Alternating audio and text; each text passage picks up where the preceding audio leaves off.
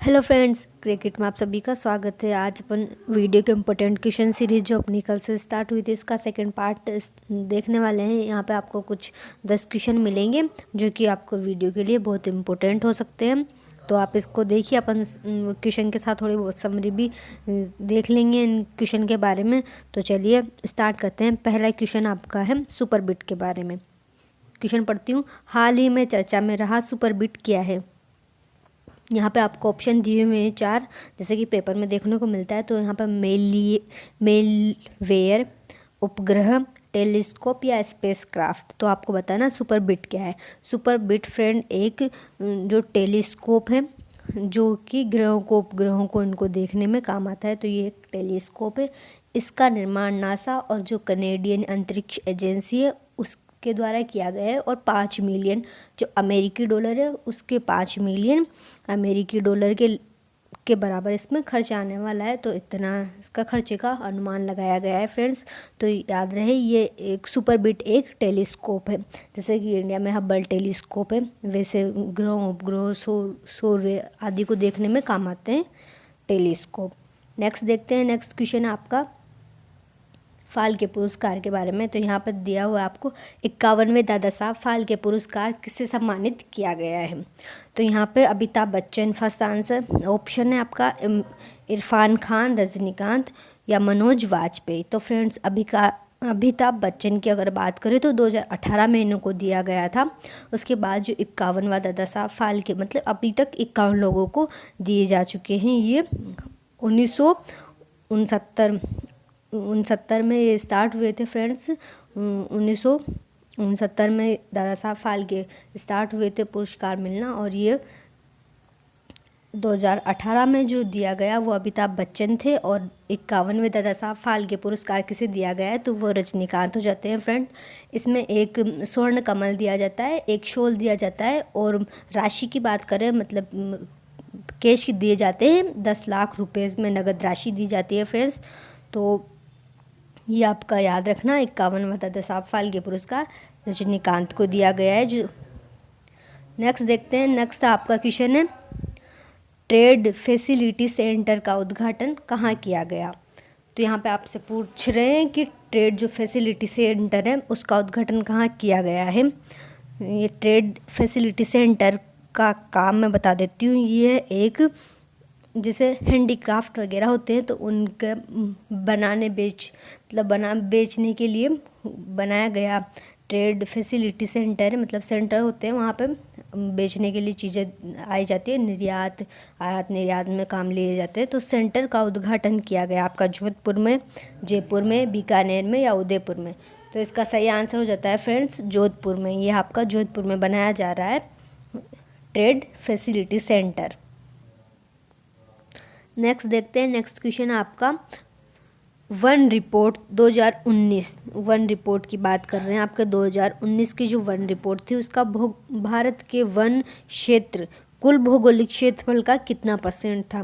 तो यहाँ पे आपको आपसे वन के बारे में पूछा जा रहा है कि कुल कितने क्षेत्रफल हुए हैं। तो यहाँ पे आपको ऑप्शन नंबर बी सही हो जाएगा। 21.67 मतलब 67% जो आपका है वो 2019 में भौगोलिक जो इंडिया का भौगोलिक क्षेत्रफल है उसका 21.67% वन इंडिया में रहने वाले हैं फ्रेंड्स। आगे देखते हैं अपन आगे क्वेश्चन। निम्नलिखित में से किसे उष्णकटिबंधीय सदाबहार वनस्पति का घर कहा जाता है। तो यहाँ पे उष्णकटिबंधीय सदाबहार वनस्पति का घर कहा जाता है। इसके लिए आपको 4 ऑप्शन मिलने वाले हैं। फर्स्ट केरल, कर्नाटक, मिजोरम या अंडमान निकोबार। तो यहाँ पे आपका अंडमान निकोबार जो इसका डी आंसर है वो सही हो जाएगा फ्रेंड्स। अंडमान निकोबार में उष्णकटिबंधीय सदाबहार वनस्पति पाए जाते हैं जिन्हें वनस्पति का घर इसीलिए अंडमान निकोबार को कहा जाता है। और जो उष्णकटिबंधीय सदाबहार वनस्पति ये 200 से 250 सेमी जहाँ पर वर्षा होती है या इससे भी अधिक वर्षा होती है वहाँ पर ये पाए जाते हैं। और इसीलिए इन्हें जो पृथ्वी के फेफड़ों की संख्या दी गई है। नेक्स्ट देखते हैं। नेक्स्ट क्वेश्चन आपका भारत का क्षेत्रफल, यहाँ पर क्षेत्रफल नहीं है, क्षेत्रफल है, के संदर्भ में कौन सा कथन असत्य है। भारत का क्षेत्रफल से संबंधित यहाँ पर 4 स्टेटमेंट दिए गए, तो यहाँ पर फ्रेंड्स असत्य कथन देखना है, सत्य असत्य का खास करके ध्यान रखें। तो भारत का क्षेत्रफल 2 बार रिपीट हुआ है। भारत का क्षेत्रफल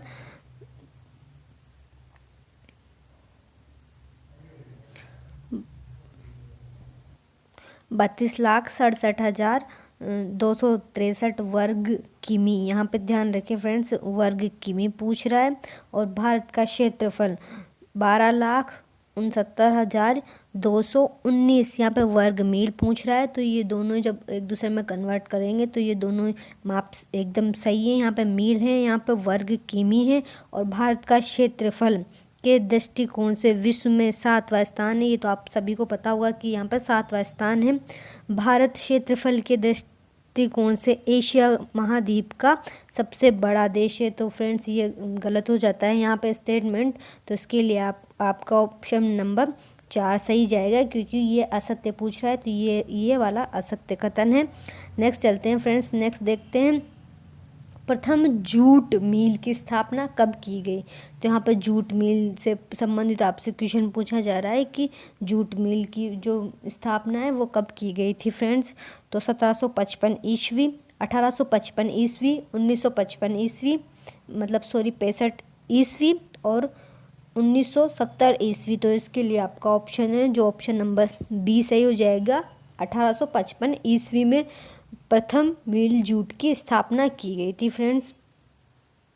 नेक्स्ट क्वेश्चन देखते हैं, हाल ही में चर्चा में रहा मजार शरीफ। मजार शरीफ के बारे में आपने सुना होगा, तो किस देश में स्थित है। तो इसके लिए आपके पास ऑप्शन है सीरिया, ईरान, अफ़गानिस्तान या कतर। तो फ्रेंड्स जो आपका मजार शरीफ है वो अफ़गानिस्तान में स्थित है फ्रेंड्स। तो इसका ऑप्शन नंबर सी सही हो जाएगा। यहाँ पर कतर ऑप्शन सही नहीं है, अफ़गानिस्तान है, ठीक है, अफ़गानिस्तान में पड़ता है। और दहला बांध किस देश में स्थित है। तो यहाँ पर आपको दहला बांध के बारे में पूछ रहा है कि दहला बांध किस देश में स्थित है। ये भारत के द्वारा जो अफ़गानिस्तान में बांध बनाए जा रहे हैं उनमें एक तो शतूत बांध हो गया, सलमा बांध हो गया, तो फिर तो ये भी आपके अफ़गानिस्तान में पड़ता है फ्रेंड्स। ये आपका अफ़गानिस्तान यहाँ पे सही आंसर हो जाएगा इसका डी आंसर, क्योंकि दहला बांध अफ़गानिस्तान में पड़ता है। आई होप आपको क्वेश्चन पसंद आए होंगे। अगर पसंद आए तो आप ये सीरीज़ देख सकते हैं एंड लाइक शेयर कर सकते हैं अपने फ्रेंड्स के साथ। देखने के लिए धन्यवाद।